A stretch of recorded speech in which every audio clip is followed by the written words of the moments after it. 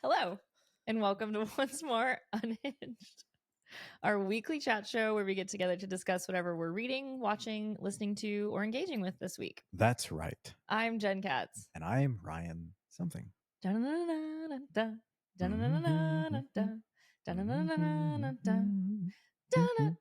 Woo! What are we here to talk about today? If you don't know, that theme song is from X-Men and X-Men'97. I've got my X-Men'97 shirt. I've got Rogue on my shirt today. And I'm so excited you wanted to talk about X-Men'97 for this episode. You mentioned during the teaser that you had started watching X-Men'97 that had dropped on Disney Plus. Yes, and I was even a little bit behind. I think this dropped end of March, early April. I didn't start watching it till a few weeks after. Okay. Are you caught up? I'm finished. How many seasons? There's one out right now. Okay. Season 2 is being produced. I think they're going to get it out within this year. And season 3 is in development. So exciting stuff. Well, I have exciting news. What is that? I'm 4 episodes in. This is amazing because I'm such a anti-spoiler person. So the fact that you want to talk about this without having seen the back half is wild, unhinged, and very exciting. It's thrilling. Ready. Let's do it. Let's talk about it. Let's do it. But before we get into it, I have one question for you. Okay. If you were a mutant, what power would you want? Oh, that's always the question that I ask myself. Well, I don't like heights, so you don't want to fly. I wouldn't want to fly. And I don't want a power that I don't have any control over. Ooh, so not like a Jean Grey where it can go sideways. Or Cyclops where you can't ever open your eyes. Yeah, so that would bother me. I'd either want to be a chameleon who's able to change Mystique. like Mystique, because then you can kind of become anyone you want to be. I guess Morph can kind of put yourself into whatever situation that you might want to be in, or probably Mystique or Morph, something like that would be cool. What about you? Dig it. I've spent a lot of time watching this show, and I loved the original back in the day, so I used to play X-Men quite a bit. I would really like Storm's powers, I think. Being able to master the elements. Ooh, that'd be a good one. I used to be in the pool and be like, oh, I'm controlling the water. Yeah.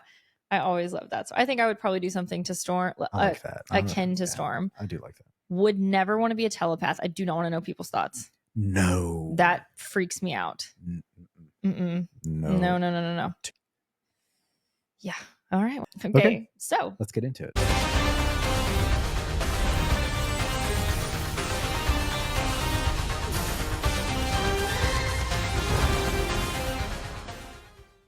Today, we will be discussing the entire first season of X-Men'97. This conversation will have more spoilers than the amount of times the X-Men should have killed Magneto. I said it. Magneto has no business being alive after all this shit he's pulled. So you've been warned. Ding. But he's such a major character that you got to bring him back. Yeah, but you suspend disbelief at some point. Okay. We are obsessed with Disney Plus animated series X-Men'97, created by Bo DeMaio. Mm-hmm. It's based upon the Marvel Comics superhero team, the X-Men. It is a revival of X-Men, the animated series from 1992 to 1997, continuing the story of the X-Men who face new challenges following the loss of their leader, Professor X. X-Men'97 is produced by Marvel Studios via the Marvel Animation label, and DeMaio as a head writer for the first 2 seasons, and Jake Castorina as a supervising director. Yes. So did you watch X-Men the animated series from the 90s? I did not. No, I watched Batman the animated series. That was also an amazing. For those of you who don't know, I am the Marvel gal. I love Marvel, love the MCU. I've got my own thoughts on what's happening in the MCU. We can have another episode about that. So before we get into our discussion on the show, I wanted to touch on the situation with Bo DeMaio. So the day before X-Men premiered, Marvel announced they had fired him. They had fired DeMaio, and neither party has given any explanation as to why. And as of this recording, neither have commented on it. So no reason was given for him being fired. And neither DeMaio or Marvel have said anything about it. Very interesting. It's been very hush-hush. Some inside sources have gone on podcasts and said that, they heard that it's because Bo Bodemeo is difficult to work with, and that maybe his OnlyFans that he manages, which has no explicit content, I can't say yes or no to that. I haven't looked, were contributing factors to him being fired. Interesting. Very. Yeah, I was wondering if this was like a Me Too. And that's what a lot of people have said. I don't want to speculate on anything until I know. Sure. I don't know what happened. None of us do. If it is a Me Too or someone has been abused or egregious things have happened, then we can have that conversation. Sure. But as of now, I'm just going to operate on I don't know. We don't know. What I do know is that Bodemeo is Black and queer and very proud about both of those facts. And these experiences seem to have shaped a lot of the storytelling in X-Men 97. Okay. It's always been an allegory for almost like civil rights movement, mistreatment of people who are different in the United States. And, I think it's important to have people who have lived in certain experiences tell those stories. Yeah.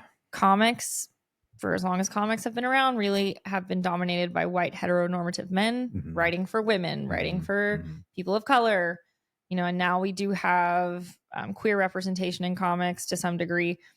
Majority of it is still white and very male. And so to have a Black queer man helming this show, I think it resonates with just people, because as we know, representation is important. When we see ourselves represented, we feel seen, we feel we have a place in the world. And I just really think that his experiences provide a really interesting take on some of the storytelling here. And I'm excited to get into it. That's great background. Yeah. Okay, so X-Men 97 revisits the iconic era of the 90s, which is my era. I was born in 1990. Love a 90s moment. And tells the story of the X-Men, who are a band of mutants. Mutants are people who are born with powers, whether it's the ability to fly, whether it's the ability to shoot fireworks out of your hands, telepathy, morphing, super strength. You have a mutation in your genes, and that's what causes it, and that's why they are called mutants. Now, are some of these mutant powers natural or biological, or are some of them induced by man? Depends on the comic story you're reading. Okay, but it could be either. I think, and again, I want to make this extremely clear for anyone who's going to get ready to come at me. I have not read all the X-Men comics. I kind of come in and out of comic books. Okay. I haven't really been into comics in a long time, except for the Buffy comics. So I don't really know. I think, as far as I remember, it's a mutation in your blood. Okay. A good example of the back and forth of that is Wolverine. That's why I asked. Because the Hugh Jackman movies, there's X-Men Origins Wolverine, and then there's the Wolverine. Okay, unpopular opinion, I loved X-Men Origins Wolverine. I loved seeing Ryan Reynolds as his first appearance as Wade Wilson, Deadpool. So good. So funny. But Wolverine, in that one, they inject him with adamantium. Right. He's not born with it. Right. Now, in another story, he's born with, it's his bones that come out, and then he doesn't age and he heals. But it just depends. It depends on who's telling the story. Gotcha. They're born this way in the cartoon. Now, I think even in the cartoon, Wolverine has had his bones replaced with adamantium, but he had the other powers, healing, immortality, that was already there. As soon as it started, Professor X is dead. Professor X is dead. To me, that was huge. Or is he? Because most of the stories that I've watched, Professor X is, a part of the team here. He's a centerpiece. Yeah, he's a centerpiece. So here we are starting off in a post Professor X world. Correct. And there seems to be a bit of confusion and chaos. Yeah, the X-Men. They're trying to, who's going to fill his shoes? Who's going to fill his shoes? Okay. Maybe make out with Magneto. No, they don't have a romantic. I think that's a great example of a platonic friendship. I mean, look, I maintain they should have Magneto a long time ago. He killed a lot of people.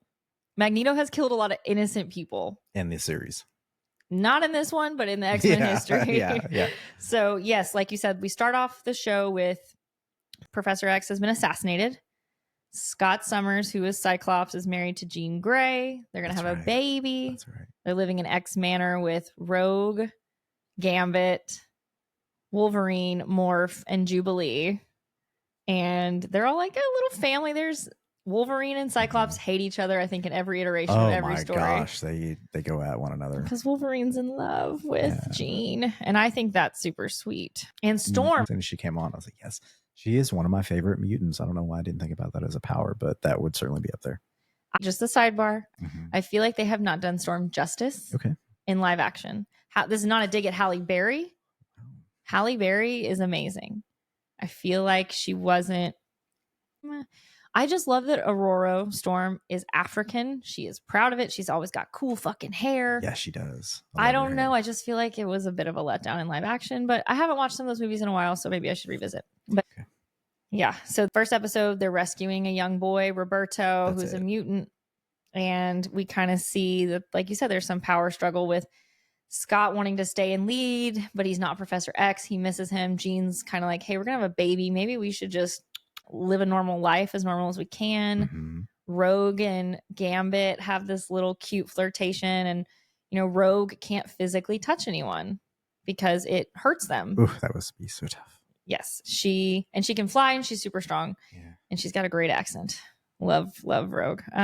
But Rogue and Gambit are flirting. I'm sorry, I love Gambit making beignets in the first episode with his crop top. Oh, so good. And I mean, I am not a Cajun person. I am not from Louisiana. I don't know how people feel about Gambit, but I love Gambit so much. I think it's great. I have a Gambit shirt that I almost wore. I like how he refers to himself in the third person, and he's fucking making beignets. Love it. So that first episode ends with a big surprise. Homeboy Magneto. Magneto, that's right. He's back. Shows up with a great head of hair. This man looks great in this show. And he's like, oh, hey, guys. Funny thing, Professor X left the school and the X-Men to me. What? You're like, what the fuck? No one saw that coming. No one saw that coming. And folks are not happy. No. Because, again, they have fought against Magneto for years. Magneto's always trying to fuck with them. And you know what I always wonder? And they address this in later episodes, and it's really funny to me. When you watch this or just the Marvel movie, well, it doesn't really apply to the Marvel movies because they can't use the X-Men. Now they can. But watching some of this stuff, you're thinking, what the fuck are the Avengers? I still have that question. What is going on? Like, are they all just like, ooh, this is an X-Men problem? Y'all got this. Ooh, this is an Avengers problem. We're on vacation. I don't know. They kind of get sucked in and out of various drama. Right. Okay. So they first episode, save Roberto, who's a mutant. From someone called Master Mold. Okay. And then Magneto is now in charge of the X-Men. Reintroduced, and then we get all the reintroduction of all the main characters, like Cyclops, who they draw very well. He is such a mutant. He is such a cop, though. He is. Totally. He is a Boy Scout cop, and I'm just like, And man, he and Bob go at it. Bob. I'm sorry, he and Wolverine go at it. Logan. Bob. This is going to be the opener right there. He and Bob go at it. Logan. I should know that. That was going to be my name as a kid. Logan. Yep. I like that name. Okay. Love the intro and love the exit music. It's great. You get the full theme is so the animation, the colors are vibrant. I love that they're bringing back the retro feel and design of these of the characters. 90s. Yeah, it's amazing. Love that. So, episode 2 and 3, you kind of go into, everyone's like, the fuck? Magneto is starting to save people. He's saving humans. He's saving mutants. He is doing good stuff. Yeah, the team, I guess, seems a little bit confused because they don't know. They don't want to trust him. They know that they can't trust him. Right. But he's, not doing a bad job at trying to like pull things together. Does Magneto and Rogue have a thing? Yes. Okay. Yes. Is it a big thing? Yeah, I mean, because he's the only one who can touch her, or that she can touch, because he basically, this is where it gets a little wibbly wobbly. He can make magnetic feel, like basically create a magnetic energy around and in his body, so he won't be affected by her power sucking touch. Right. Interesting. So yes, because you've got to watch the back half of the episodes. I will. So Dr. Valerie Cooper, who's you can spoil it. I will. She's a see you next Tuesday, this Dr. Cooper. Whoa. Yes. Wow. Mm-hmm. Mm-hmm. You're going to find out why. Say that very often. I don't. Well, she does free Magneto later. Okay, sorry, I'll take it back. Dr. Valerie Cooper, who works for the UN, they arrest Magneto, put him on trial. Her. Okay. Yeah. Yeah, she is. Yeah, they arrest Magneto and put him on trial. And in the process of the trial, this anti-mutant group attacks. They have the Sentinel stuff, and they hit Storm, and Storm loses her powers. And she is an Omega level threat mutant. She is a powerful mutant. Yeah, this is huge. This is big. I was devastated. I was like, no, you can't take Storm's powers away. Yeah. She's a main character. Yeah. This show is like boom, boom, boom with the storylines, because while this is going on, Jean goes into labor, delivers a baby, Nathan Summers. That's right. Who becomes Cable. They have to send him to the future. It's going to be a whole thing. Okay. Yeah. Okay. So we end episode 2 with another big cliffhanger, which we're not going to go episode by episode. I'm sorry. But we learn that Jean is a clone because the real Jean shows up at X Manor. That blew my mind. I'm like, wait, there's 2. I was so confused. And I'm sure they were too. Yeah. It turns out clone Jean, who's been living there, who gave birth. She does have a moment where she's under control of Mr. Sinister and becomes the Goblin Queen. Right. Looking hot. Yeah. That outfit was something. It was something. So basically we discover that Jean's been cloned, and she's been cloned by a guy called Mr. Sinister. Right. Who comes and attacks X Manor and turns it into like a house of horrors. This funny thing. Like, it's everyone sees their worst nightmare. Gambit sees Rogue and Magneto hooking up, and he walks away. He goes, Gambit can't ever see that. I love Gambit. So we need that fanfic. We do. I'm sure it's out there. And Sinister kidnaps Nathan. He uses clone Jean, turns her into the Goblin Queen, kidnaps Nathan because he orchestrated the whole thing. He wanted a baby with Cyclops and Jean Grey's DNA. And then he injects him with the Sinovirus. Oh, yeah. And then they decide to send him to the future for a cure. Which, as you do. As you do, yes. And then Nathan's going to become Cable. Keep up, guys. Keep up, people. Keep up. And clone Jean, they defeat Mr. Sinister. Mm-hmm. She returns to normal. She says her name is now Madeline Pryor. She's going to go live in Genosha, which is the mutant country. Okay. Called Genosha. On the planet Earth.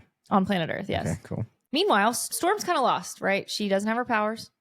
Yeah. And didn't she leave a note? She's did. She's like, I'm leaving, gotta go. So she goes to Texas. Shout out Texas. She goes to Texas and meets up with Forge, who is a mutant who used to work with the X-Men. Okay. And he says, I can help you get your powers back. Uh-huh. And then the next episode is Jubilee with Roberto, and they go get stuck in a video game. Yeah, which was really cool to see them shift into the video game mode. Motendo is what they're calling it, which is like a riff on Nintendo. Yeah. Okay. I like Jubilee and Roberto. I do too. They're really cute. I think they're really cute together. He's a new character for me. Sunspot was not in the animated series, but he's been in the comics. Okay. Yeah. So whoever's doing this character here, great job. Yep. I'm in. I like it. I love the banter between these two. I like how easy it feels. It feels like there's something more there between them. There is. Maybe we'll get there. I don't know. We shall. You want to spoil that? Cool. I do. Yeah, they get together. They're a couple. And then I need you to watch episode 5. It's called Remember It. It's devastating. So the gang goes to Genosha, and we meet Nightcrawler, who he and Rogue have a brother-sister relationship. And if you've seen the movie, the first X-Men movie, Alan Cumming plays Nightcrawler. Yeah. Okay. I am Kurt Wagner, Nightcrawler. And if you're listening, you do that better than me. So he's blue, and he has like a tail, and he can teleport places really quickly. Yeah. And he's a strict Catholic. He's a very interesting character. I love Nightcrawler. All of these characters are so interesting. They have these very particular human things. And I feel like they humanize them more than the Avengers. Yes, they do. So they go to Genosha. We meet up with him. Everything's great. There is an attack. The Sentinels, which are the big robots, who can take mutant power, basically kill mutants and take their powers, attack Genosha, and it's a massacre. And Gambit sacrifices himself to save everyone. Really? And it's so sad. And he says, the name's Gambit, mon ami. Remember it. That's it? And he blows himself up with a sentinel. No. And Rogue. No. Yeah. Yep. Magneto, you think is dead. He's not. He's like protecting Rogue. He's never dead. Magneto is like, I say this with love towards Magneto because I think he's a very interesting character. I mean, he's like a roach. Like, you cannot kill him. And Gambit's dead, and Rogue is heartbroken. And she is like on it. She's going to go find the guy who created the Sentinels. She's going to kill everybody. She doesn't, but she aligns with Magneto at the very end. There's a big come to Jesus at the end. Okay. So Storm gets her powers back. Yes. She's more badass than ever. Okay. She has to fight her inner demons to get it. And that's also great. Oh my gosh. You're going to love that scene. It's called the Adversary, which is a shape-shifting mutant demon thing that becomes your greatest fears and plays off them. And she defeats the Adversary. She gets her powers back. It's the whole thing. Very interesting. Yes. How her powers were taken away versus how she has to regain them. Yeah, it is. Then we learn Professor X isn't dead. Stop the presses. Delete. Professor X has been in space having sex with an alien. Yeah. Good for him. Okay. Professor X is engaged to the Empress Lilandra of the Shi'ar people. Oh, and they've done some work. He can now walk. He doesn't need a wheelchair. What? Which to me is like, okay, are you like internally ableist? No. And he's like, why would they do that? I don't know. And Empress Lilandra has a sister called Deathbird because they're bird people. They're alien bird people. Just go with it. Deathbird does not want Professor X to be emperor because he's a dirty human. He's a mutant. And she says, one condition, I'll accept you. You have to have your memory washed. Wait. Yeah. The fuck? I'm telling you. Is any place safe? Probably not. Okay. So they basically make a condition that Xavier has to have his memory wiped. And he's like, I don't want to forget the X-Men. And then he gets kind of the internal news that Gambit is dead. So he's like, I got to go back to Earth. He goes back to Earth, and everyone rightfully so is like, what the fuck, my dude? Does he still have his powers? He still has his telepathy and everything. He's back in a wheelchair. Back in the wheelchair. Yeah. Okay. And meanwhile, Magneto has been kidnapped by Bastion, who's the real mastermind behind all this stuff. Good. Who's like a mutant he's a human sentinel hybrid. It's a whole thing. Okay. Magneto's been tortured. Do you remember when Julian sent us that Magneto cosplay? Yeah. So he's like tied up in his underwear with his long hair. I didn't get that at all. Oh, well. Now I do. Now you do. Okay. So yeah, he's been tortured. Valerie Cooper helps him escape, thankfully. And he gets out. He's fucking pissed. He's like, we're done. I am done trying to save humanity that watched our nation get massacred. I'm Magneto? just done. Yeah, right. He's like, I'm fucking done. He's done. Isn't that rich? And by this point, Sentinels are attacking everybody. Everybody's fighting. Nobody can beat the Sentinels. He goes to the North Pole and basically pulls out all the world's electric currents. Okay. Makes an asteroid, goes to space. It's called Asteroid M. And then he comes back down, and there's no power in the world anymore. Sure. Like, he comes to the X-Men. He's like, y'all have a choice.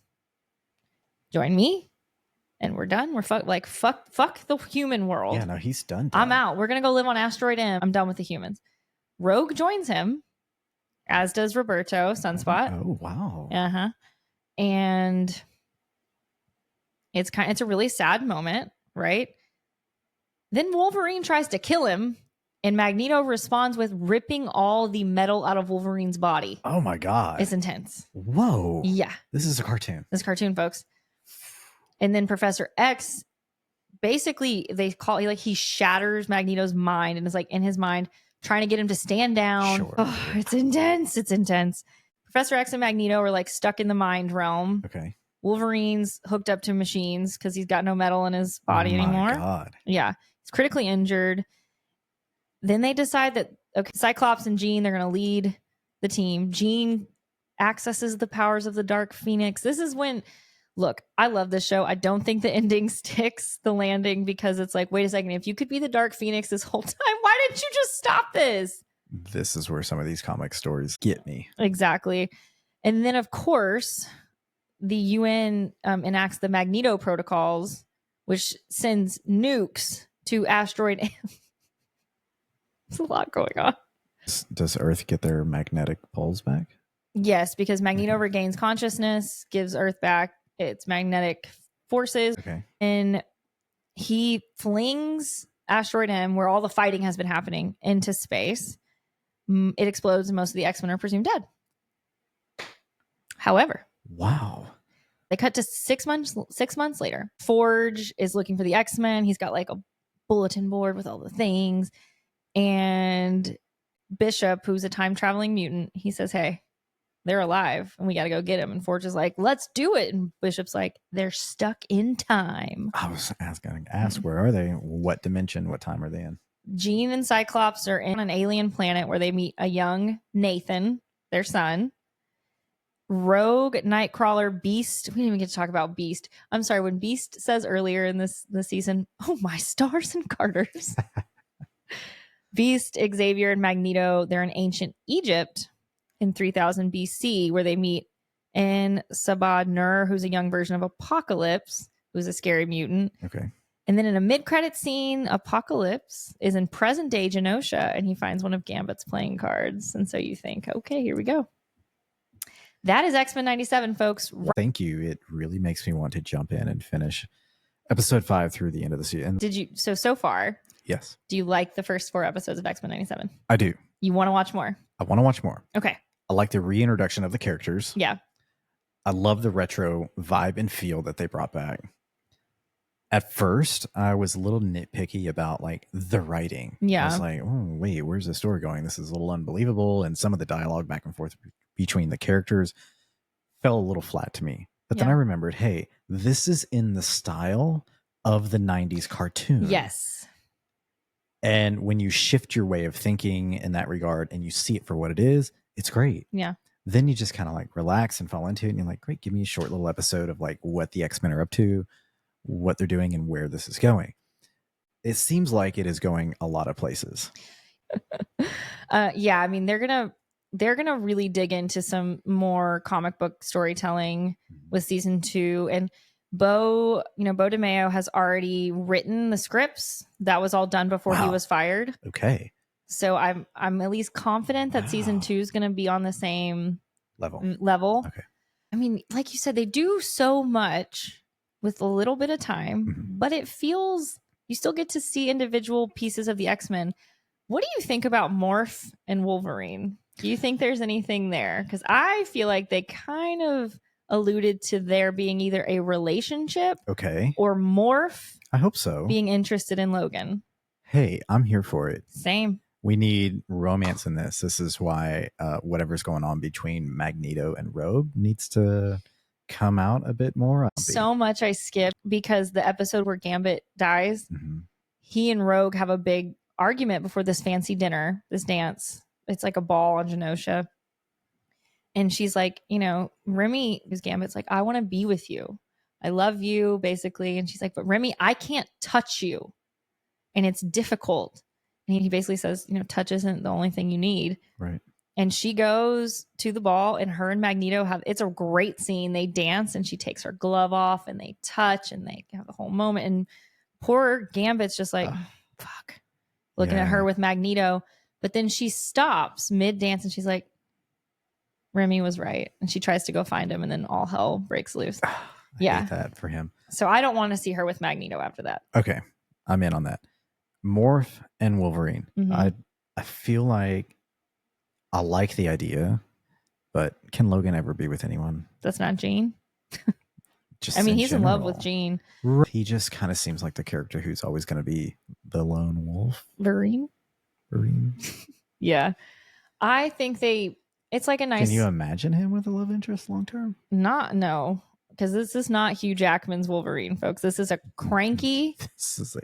And shout out, Wolverine is canonically short, and they make him short. He's a short king, and I love it. Yeah. Hugh Jackman is tall and ripped and great to look at, but Wolverine canonically is short. And grumpy. So they the big scenes that I think they allude to maybe some queer subtext, Morph, and I love this. I don't know if you caught this. Whenever they refer to Morph, anyone in the show, they use they them. Right. They don't ever gender morph, which is cool. Like there's the scene when it's turning into like the House of Horrors and yeah, Morph goes into the shower where Wolverine is, and Wolverine makes a comment. He's like, "You don't think I know?" or something like, and it's not really Wolverine. Right. It's like distorted, and that makes me think, what does Wolverine know? And they're always hanging out together, drinking beers, and Morph goes to Wolverine when Wolverine's feeling a little down. And in the last episode where Wolverine's hooked up to all the like machines, he's critically injured, Morph transforms into Jean and says, "I love you, Logan." Oh, well, that's a little... I think that the subtext is text. Wow. Okay. But again, I think it's interesting coming from a queer writer. Yeah. So I like that. Good for them. I love X-Men'97. I think it's a great example of animated storytelling, which we, as you all know, we love on Unhinged. Check out our first episode where we deep dive into Blood of Zeus season 2. And I can't wait for you to watch the remaining episodes. I'm pumped. Who is your favorite character? I think I like Storm. Aurora. She's so cool. Yeah, she's just so cool. As soon as she came on screen in the first episode, I literally just hollered, Storm. There's a great line that you'll hear. I think it's the very last episode because, you know, Storm and Jean Grey are good friends and they're getting ready to fight. And Jean says to Storm, "Make them mind your weather, sister." And Storm says to her, "And make them weather your mind." Yes. And it is so good. So glad that you caught that. Yeah, it's a great show. And again, can't wait for you to finish. I love that. Okay. Thank you so much for making that recommendation.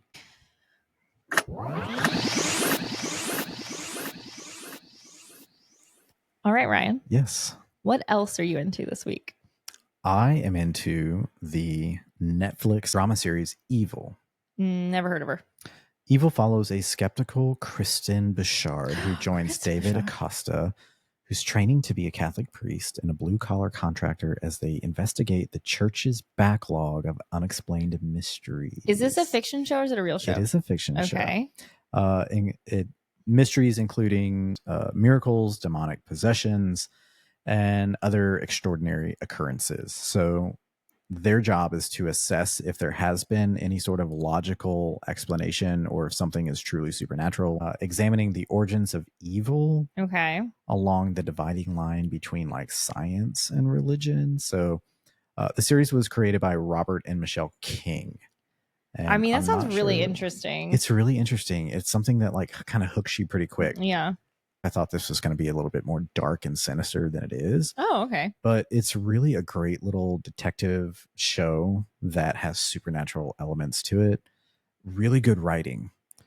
Really great storylines. Okay. Very good cast. I won't read off the cast, but go look at the cast. You're going to recognize a lot of characters and character actors that are part of this cast. All of them come together to create some really engaging performances. So, yeah, check it out on Netflix. It's called Evil. Cool. Okay. Okay, Jenny, what are you into? What am I into? Okay. I am into this TikTok account. Okay. It's at By the Forkful. Ooh. It's all vegetarian recipes. I'm not a vegetarian, but I like to try to find creative ways to make veggies, especially when I have a 6-year-old and a 4-year-old who don't really like to eat vegetables. I'm not a big salad person, as you know, so I'm trying to, don't you dare. But she has a lot of great recipes. I recently made her Boursin. Ooh. Yeah, her Boursin butternut pasta recipe. That's what it is. It's so good. You just had some because I had leftovers. It's really good. Y'all, it's really good. It's so good. First off, Jenny is an excellent cook.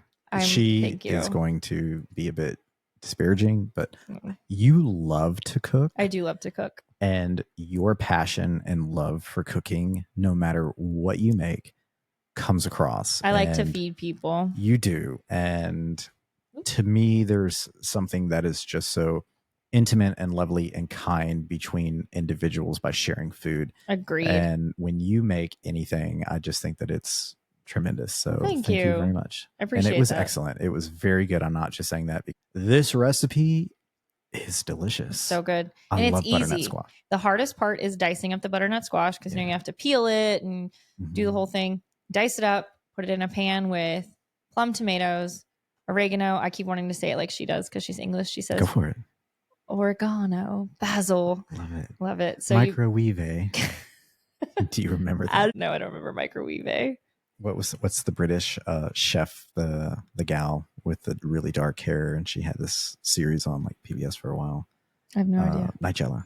Oh, Nigella Lawson. Yes. That's what I'm into. I'm all over her account. If you don't follow her and you love to cook and you like vegetarian recipes, please do, because it's all with cheese, potatoes, carby. It's delicious. So that is what I'm into. All right. Okay, Jenny. Okay, Ryan. What's unhinged this week? Y'all, I know last week we talked about the weather in the state. I'm not trying to just really disparage nature. The fucking cicadas are out of control. They are. It's so loud. You walk outside my house, it's like a wall of just I can't do it. There is a SNL skit. We'll insert the sound. There's an SNL skit that just came out. It's Kenan Thompson and they're pretending to be cicadas. Unhinged. It's unhinged. It's hysterical. Okay. My one of my friends sent it to me and I just could not stop laughing. And every time I go outside now, I just picture like Kenan Thompson in a cicada outfit going. So that's all I can think about, because we hear them when we're in the house. We hear them when they're outside the house. Yeah. At night, I wake up to the sound. Like, when are they gonna go? This year is a phenomenal year It's of them. Like, it's like a perfect storm. They've been underground for I don't know how many years now, and they're all kind of coming out at once. And they're like, "Hey, this is going to be like a super party of cicadas this year," and it truly is. So I don't know where you are, where you're listening to this, but you're probably experiencing the same auditory issues with too much insects in your life. It's too darn much, and that's when we were just talking about it. It's like that's the first thing that came to mind is the fucking cicadas. So wow. Okay. Well, thank you for tuning in to Once More Unhinged. These episodes come out every Wednesday, but be sure to check out our latest episode of Once More Rewatch podcast, which comes out every Friday. We are covering Buffy the Vampire Slayer. We are. Season 2. Season 2. If you're not caught up with Season 2, be sure to go back and listen to our Season 1 episodes. And be sure to listen to our Once More Unhinged episodes if you haven't caught up for this season. We've got 3 out before us. Be sure to follow us on Once More Podcast on Instagram, TikTok, Facebook, YouTube. Yeah. Everything except for X. We are the Once More Pod on X. We are. I wish X was as cool as the X-Men, but it's not. It's really not. It's something. Well, I'm Jen Katz. And I'm Ryan Something. See you later. Ciao. Stay unhinged.